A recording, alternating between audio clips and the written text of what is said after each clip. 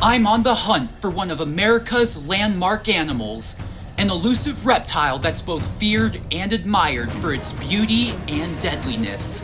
The iconic timber rattlesnake, which is potent enough to kill a human in just one bite, but almost never chooses violence first. Join me on this daring quest for one of these misunderstood snakes, traversing their challenging habitat, observing their behavior, and learning about why these remarkable creatures deserve our protection. Welcome everyone to Spencer's Adventures. This is Search for the Timber Rattlesnake.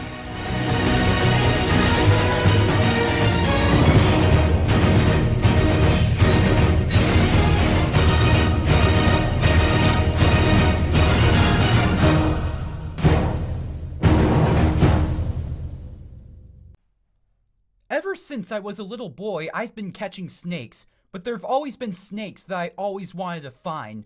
One of them is a rattlesnake.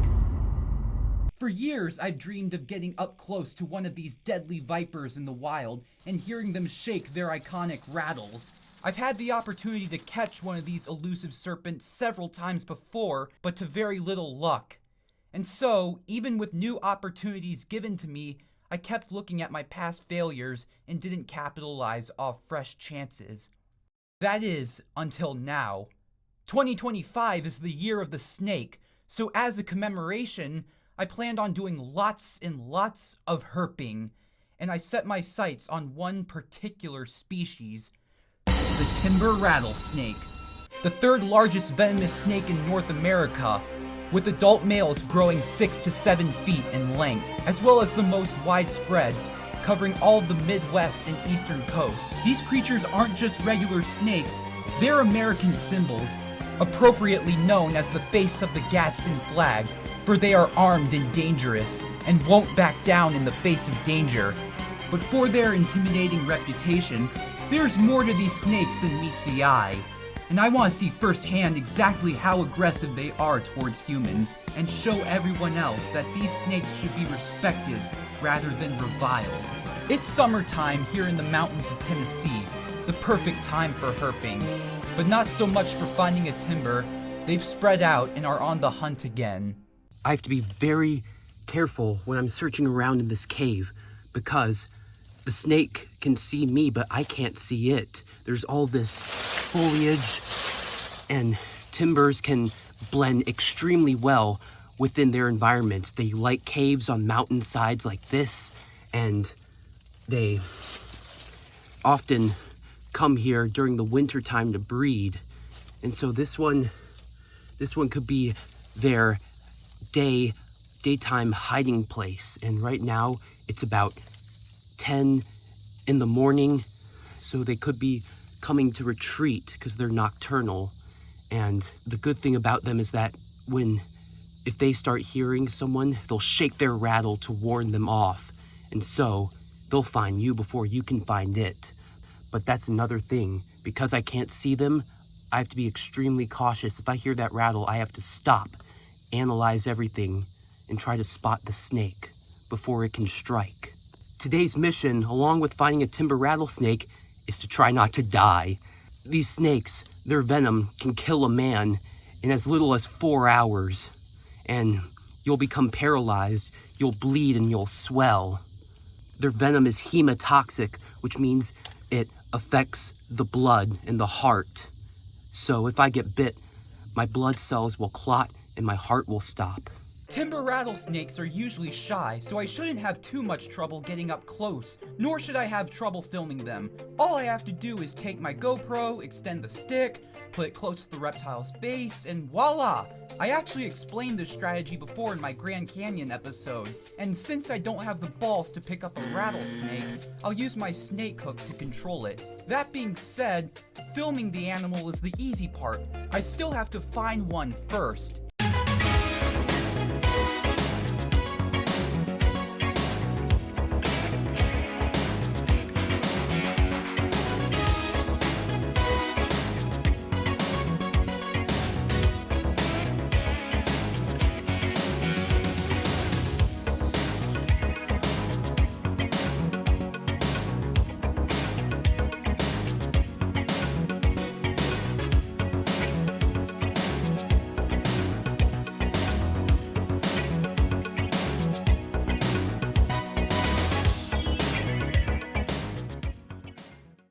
There's another cave right here, but I don't see anything in it. Okay, well, this is not a rattlesnake, but it's a slug that looks like a rattlesnake. I honestly don't know what kind of slug it is, so here's some post-production info about it. Okay, so it turns out it's actually a leopard slug, and it's invasive. They're originally from Europe, but were discovered in Philadelphia in 1867. They can grow very large, up to 4 to 8 inches in length, and are decomposers, feeding on fungi and dead animal matter. What makes them a threat to the environment, though, is their tendency to spread diseases, as they are a primary carrier of rat ringworm, and that's as disgusting as it sounds. Guys, check it out. I found a clue. Snakeskin. Oh man, it's hard to tell what species it was. Oh man, it's hard to tell what species it was. Unfortunately, it's pretty old, but I think we're in the right spot. We're getting warmer. No timber yet. Just a ringneck snake.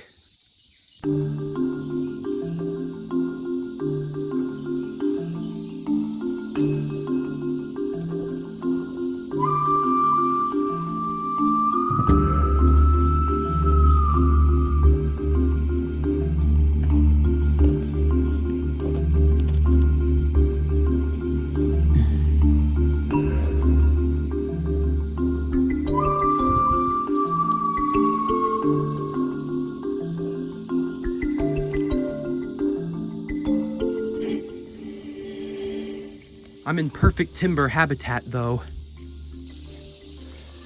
Look at this, guys. Little yellow box turtle. Ooh. Hey, bud. Hey, friend. Just wanting to cross? That's okay. I'll let you do that.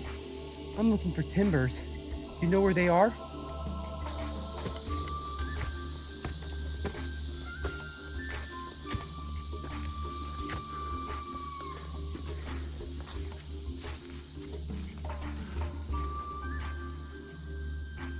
Ooh, I see a little chipmunk over there. This is rattlesnake prey. Ooh. I wonder, is this gonna be when I finally find one? Underneath all these leaves? Small rodents like chipmunks and this squirrel I randomly filmed on a whim are dietary staples of timber rattlesnakes. Over 95% of these snakes' diet consists of small mammals, and they kill them by ambushing them, or staying very still until one unfortunate soul wanders by. Then, they strike, sinking their fangs into the helpless animal, and follow their scent trail until they catch up to their dying target. From there, they swallow it whole, and won't have to eat again for up to 2 weeks. Looks like I won't be able to find any today, but maybe I should try at night, because it's in the middle of summer right now, so I should probably try to find them when they'll be most active. Okay, and now it's raining, so I don't know what to do now. Alright guys, attempt number 2 is underway. Oh, my back hurts. Despite searching nearly every crevice in the forest, I still don't have any luck. I mean luck. I can almost guarantee there's a big ass colony under this rock. Oh man, finding a timber rattlesnake is much harder than I anticipated. I mean, these guys, they can blend into their surroundings extremely well.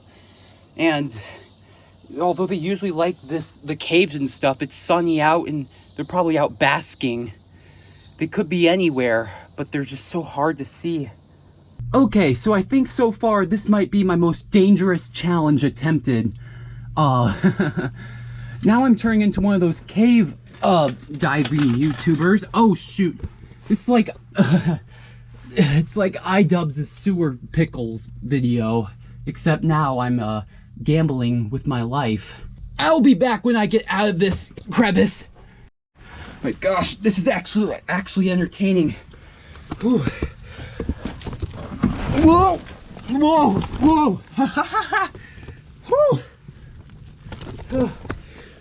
Got all the way down there. Oh boy. This is what's gonna get me those subscribers.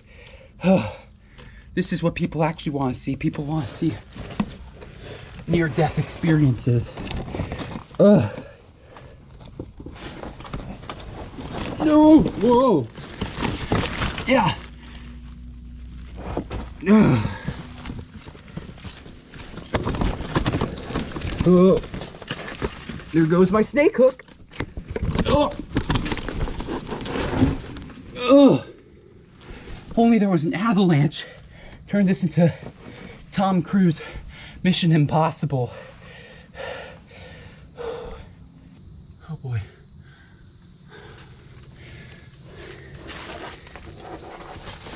Ugh.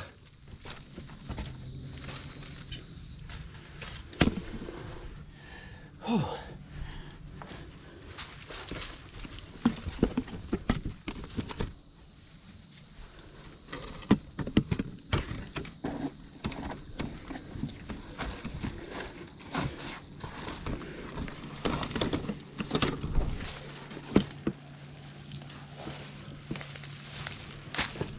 Oh. Holy. Ooh. I think I just found myself a lead. Ooh. Those markings just got track where they went to. They go to.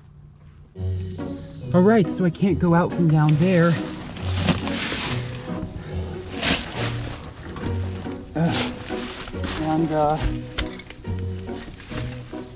Too much debris from up there. I guess this is how I'm gonna die. Just, be trapped in here and starve to death. But you know what? Screw it. I'm not one to give up. Should I try this? I don't know. This looks very risky. Too much of a high-risk, low-reward move. I guess I could try going up through here first. Okay, there's this big rock in the way. It was at this moment I began questioning my life choices. Having already escaped dangling from the side of a ravine, I now found myself stuck in a tightly packed crevice, where the only safe ways out were to slip through a steep hole or climb up a mountain of debris. Not wanting to put my already claustrophobic self into any more anxiety-riddled situations, I began the perilous crawl out. I'm gonna tell you this, you guys, I can't wait to look back at that footage. And now I'm sliding down the hill on, I guess a water slide of leaves. Hope that I make it down safe and in one piece. Having escaped with my life twice already, I began to lose my sanity as I was getting around without finding anything valuable, not even a blind snake. So with that out of the way, I cut my losses and headed back. It was clear to me that summer wasn't the best time for tracking down a particular serpent, so I decided to try again later when I had a better chance. It's autumn now in Tennessee. A much better time to find timbers, as they've started to retreat back to their dens. And so, I went back out a third time. I can't search the pile of sticks below me because that's gonna be like trying to find a needle in a haystack. It's gonna be a lot more dangerous. And as I put myself in the exact same scenario as before, where I was sliding down an avalanche of debris from the side of a ravine, a freaking timber rattlesnake just moseyed on out of the rubble. Seriously, don't believe me? Here's my live reaction to it. Guys, I just did it! I found a timber rattlesnake! It's right under there. It's right under there. Oh my gosh. I just have to get its attention.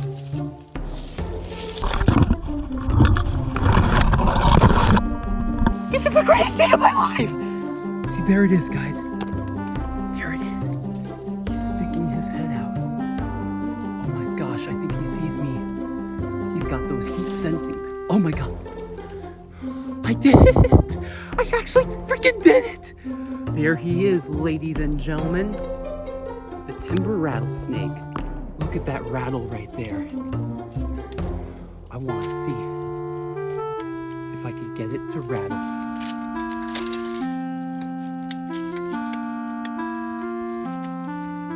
looks like the Rattler's retreated back into his burrow. It may still be down there, or maybe it could be over there in that little hole right there, or it could have gone out that way, or it could have gone up there. I don't know where it went. It looks like it might rain soon, so maybe after it rains, I'll be able to catch it again. All right, guys, while we're waiting for the snake to come out of its hiding spot, I'm going to explain to you exactly what rattlesnakes are. Rattlesnakes are pit vipers, snakes that have specialized organs at the tip of their snouts. These organs allow them to see heat, including the body heat of other animals.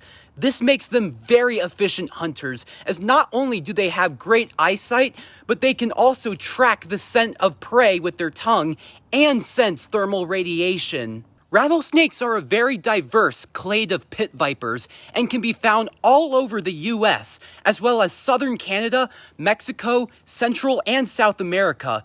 They consist of two genuses, Cistrus, which includes the Pygmy and Mississauga rattlesnakes, and Crotalus, which includes the Diamondbacks, Arubas, and Timbers like the one we saw here.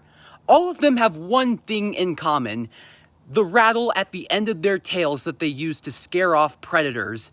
This rattle is actually dead skin that adds new rings or buttons each time the snake sheds. They shape these rattles to send a message: I am dangerous, don't mess with me. Well, looks like the Rattler's not coming back, but there's a very adorable lizard right there. It's a brown anole. Would make a nice tender meal for a baby, but way too small for the juvenile. Okay, as I was saying, rattlesnakes use their rattles to scare away predators. They don't want to hurt their enemies, they just want to be left alone. Venom is expensive to make, and they'd much rather use it on a mouse or squirrel than waste it on a predator. Speaking of which, most species of rattlesnakes have venom that's not lethal to humans. However, some, like the Diamondbacks, the Mojave, and the Timber we encountered, have hemotoxic venom that, if left untreated, can kill a full-grown adult man like myself. This venom causes intense pain, tissue damage, blood clotting, internal bleeding, and paralysis, which can result in death in less than 4 hours.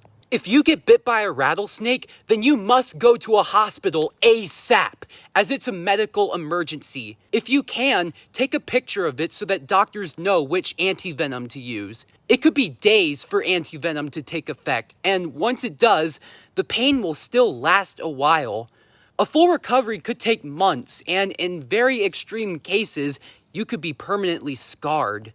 But rattlesnake bites only kill at most 10% of victims annually. But because antivenom is expensive to produce and in very short supply, treatment for bites could cost a fortune, like 6 digits expensive. God bless you, Luigi. Humans are actually much more dangerous to rattlesnakes than they are to us. Every year, millions of rattlesnakes are killed by cars, invasive species, and feral pets, and by people out of fear. They're also collected for rattlesnake roundups, in which hundreds of thousands of them are slaughtered annually for their skin, their meat, or for pleasure. Every year, we continue to destroy rattlesnake habitat, and as a result, the risk for encounters increases. And since people aren't fond of snakes, they kill them, and rattlesnakes with their venom don't stand a chance against shovels and machetes. Some species like the eastern diamondback and timber we met have declined in population significantly. These snakes are incredibly vital to the ecosystem, human health, and the economy, as they control populations of rodents that eat crops and spread diseases. Alright guys, the sun's starting to come out more. I think that it may come out to bask pretty soon. I didn't expect the snake to come back out, so I prematurely ended my filming session. That is, until my prediction came true and the little Timber came out to feel the sun. Rattlesnakes, just like all other snakes, are ectotherms, meaning that they rely on the sun to control their body temperature, which in turn aids them in metabolism, or food digestion / energy processing. The one thing I wanted to get the rattlesnake to do was, well, rattle its tail. Here we go. Gonna try to make this snake rattle. Oh my gosh, I feel like such an asshole doing this. But look at that. Look at how well, I don't know. I guess this is a female actually. But look at how well she blends in. Goddamn, Matt. But look at the colors. Holy cow, just look at how well they blend into their surroundings.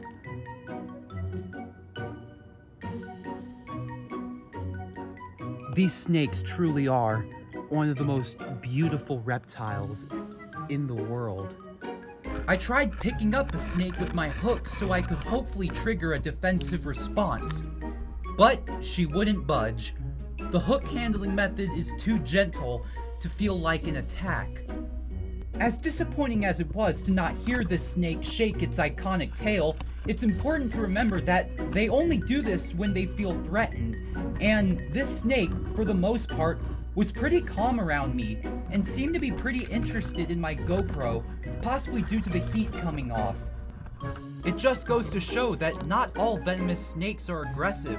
Some of them just want to be left in peace.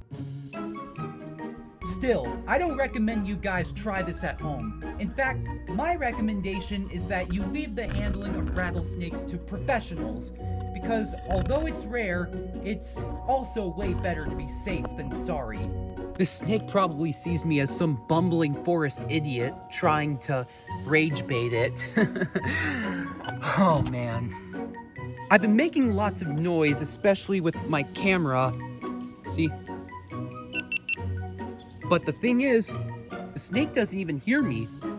Snakes don't have external ears.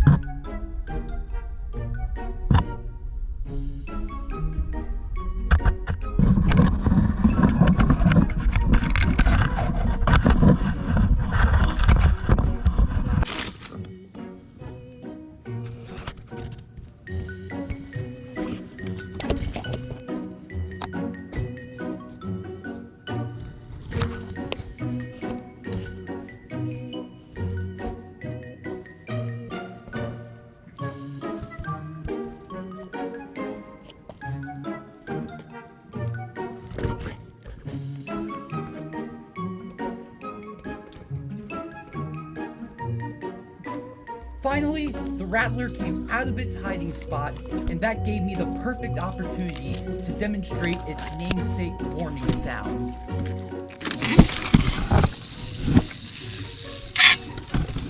As much as I wanted to climb back down into the hole and continue filming it, I knew it was best to let the Rattler go. This snake has to continue doing its duty, keeping the forest ecosystem in check. Plus, I already got all the footage I needed for my documentary. Nevertheless, I feel extraordinarily blessed to be able to get up close to one of these animals. This is something I've always dreamed of my entire life, and finding a timber rattlesnake and interacting with it up close was one of my proudest experiences. It was a culmination of years of learning and practice. But I finally did it. Until then, thank you all so much for watching this video I worked so hard on. And if you enjoyed it, then be sure to hit the like button and subscribe to my channel. And as always, I'll see you guys in my next adventure. Bye!